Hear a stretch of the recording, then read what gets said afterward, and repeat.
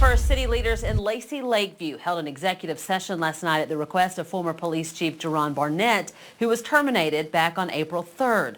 Our senior reporter Bobby Portavent has more. Tense moments here inside of Lacy Lakeview's City Hall Tuesday night. City leaders held an open executive session that was requested by former police chief Jeron Barnett, who was terminated almost a month ago on April 3rd.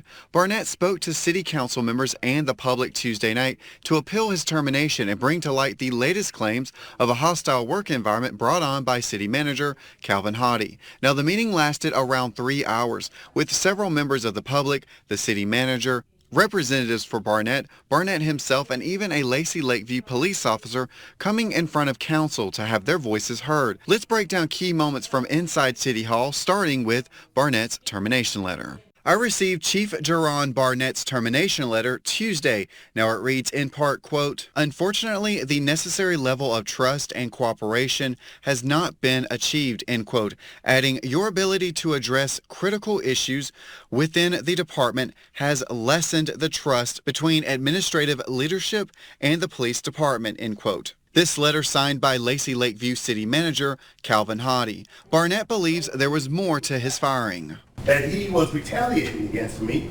for exercising my lawful right to file a hostile work environment claim. Barnett's hostile work allegations go beyond disputes over Barnett requesting an employment contract for job security from the city manager. He also claims there was an alleged scheme to get him fired from the police department from within the city. All due to the jealousy and anger of Howe for not being selected to be chief of the police department.